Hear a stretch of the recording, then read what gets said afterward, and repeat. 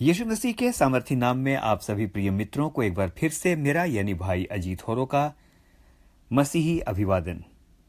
Yeshu Sahay, praise the Lord और जय मसीह की। मित्रों, मैं प्रभु का धन्यवाद करता हूं कि निरंतर आप इन संदेशों को सुनते हैं और इन संदेशों के द्वारा आपको आशीष मिलती है। आप लगातार मुझे लिखते हैं, जब लिखते हैं तो मेरा मन आनंद से भर जाता है, इसीलिए कि इन वचनों को सुनने के द्वारा हम में से हरेक के जीवनों के दृष्टिकोण को परमेश्वर बदल रहा है। यकीन माने, आज एक बात मैं आपके साथ शेयर करना चाहता हूं। इन वचनों की तैयारी करते करते मैं भी अपने जीवन को एक नए दृष्टिकोण से देखने लगा हूं। हम में से हरेक को प्रभु आशीष दे। इन दिनों जिस श्रृंखला पर हम चर्चा कर रहे हैं वो श्रृंखला है मत देखिए। मत देखिए से तात्पर्य है उन चीजों को नहीं देखना जिसे परमेश्वर नापसंद करता है। तो इस श्रृंखला में हम चर्चा करते हैं क्या देखें और क्या नहीं देखें। आइए आज इसी मत देखिए श्रृंखला की अगली कड़ी में चलते हैं और आज आपके मनन के लिए जो पद मैंने चुना है वो पद पाया जाता है उत्पत्ति की पुस्तक, उसका 26वां अध्याय और उसका 12वां पद।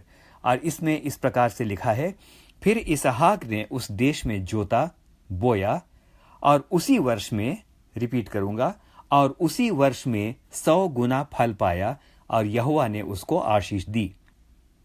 दोबारा इस पद को आपके लिए पढ़ना चाहूंगा, ध्यान दीजिएगा प्लीज। उत्पत्ति 26 और उसका 12वां पद। फिर इसहाक ने उस देश में जोता बोया और उसी वर्ष में, इसको रिपीट करूंगा, उसी वर्ष में 100 गुना फल पाया और यहोवा ने उसको आशीष दी। मेरे मित्रों, मैंने यहां इन शब्दों को रिपीट किया था, उसी वर्ष में, यानी बाइबल किसी विशेष वर्ष की बात बता रही है। कौन सा वर्ष था वो जिसमें उसको 100 गुना आशीष मिली? कोई विशेष वर्ष तो इसको होना चाहिए क्योंकि लिखा है उसी वर्ष में। तो आइए इस वर्ष की चर्चा करते हैं। कौन सा वर्ष था ये? इस वर्ष की विशेषता क्या थी? तो इसका उत्तर हमको मिलता है उत्पत्ति 26 और उसका पहला अध्याय।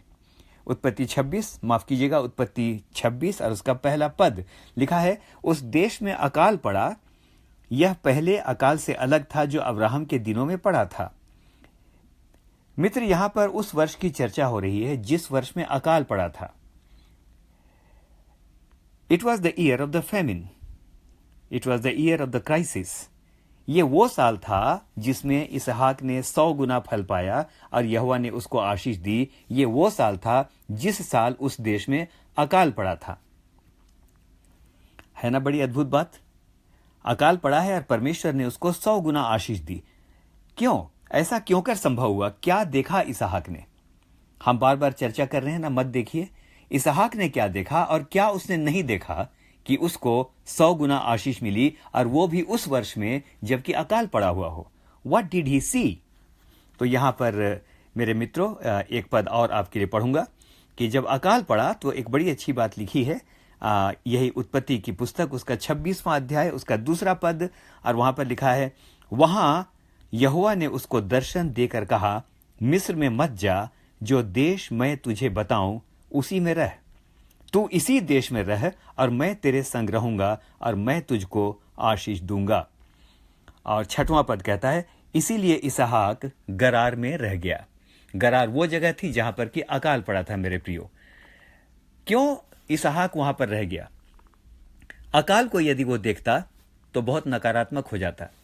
यहां तो बड़ी बुरी स्थिति है, पता नहीं आज भोजन मिल रहा है, कल को मिलेगा या नहीं मिलेगा।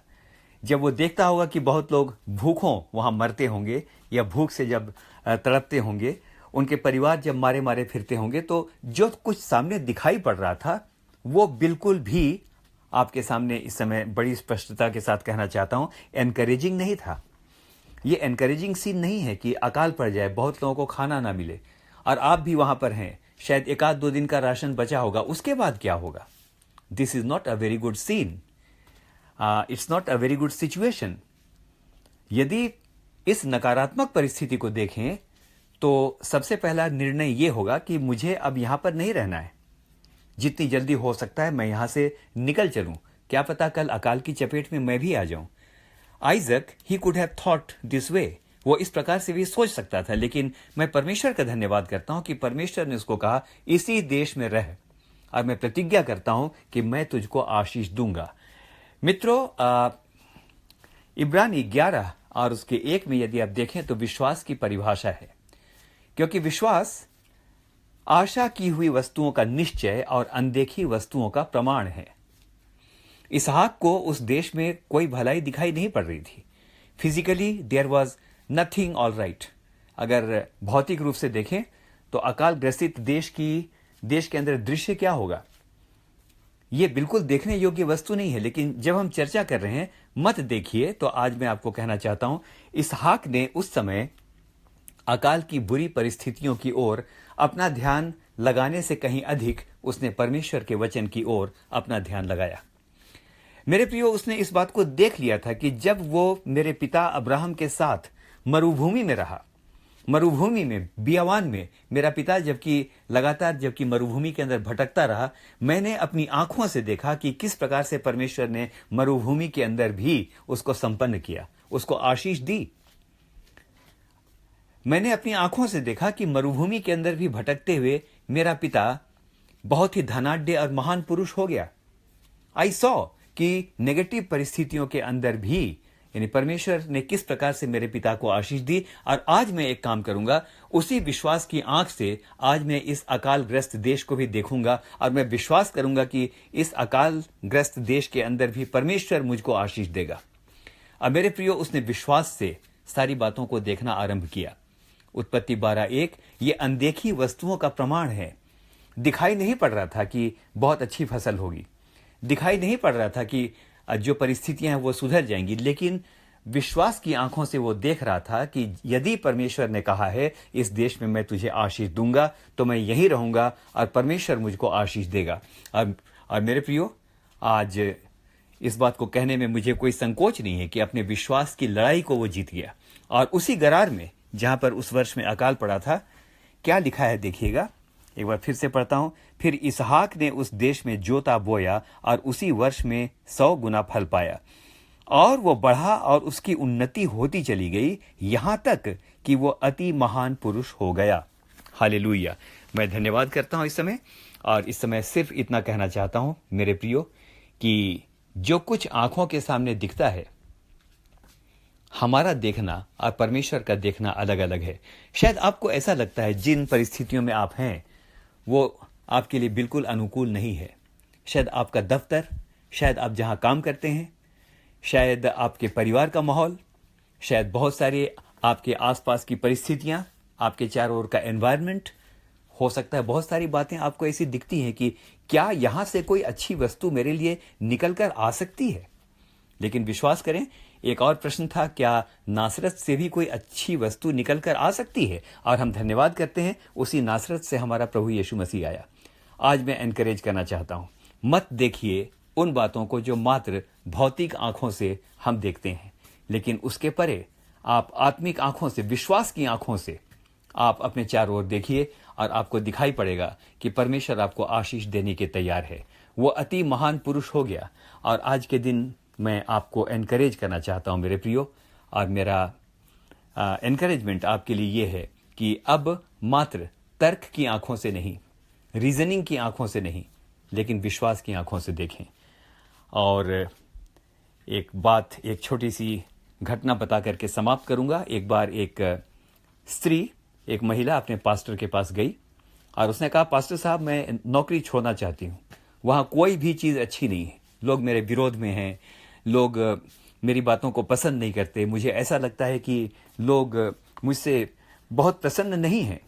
I can see that they dislike me so much.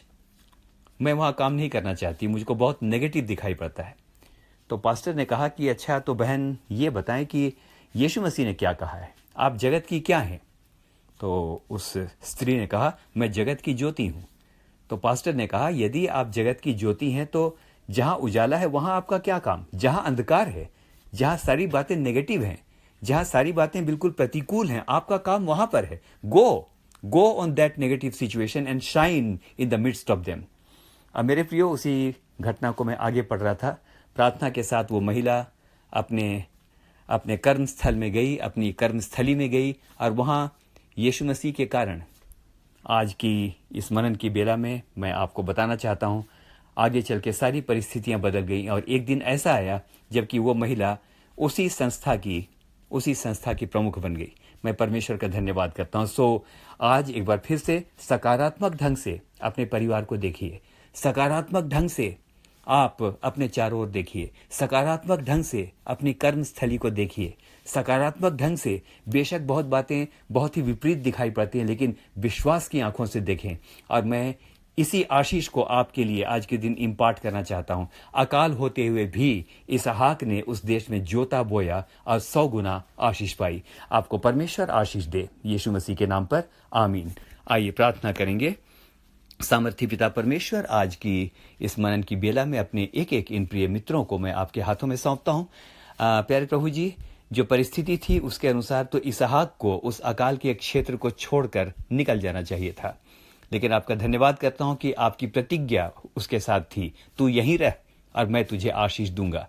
आज के दिन कहना चाहता हूं मेरे मित्रों को भी आज आप इसी प्रकार की आशीष देना चाहते हैं कि जहां पर तू है वहीं पर मैं तुझको तेरे विश्वास के युद्ध के कारण, मैं तेरे विश्वास के कारण तुझको आशीष दूंगा और मैं तुझको वहीं पर फलवंत करूंगा। तो प्यारे प्रभु जी, आज के दिन इनमें से हर एक को बहुतायत के साथ आशीष दें। धन्यवाद करता हूं प्रार्थना को सुनने के लिए।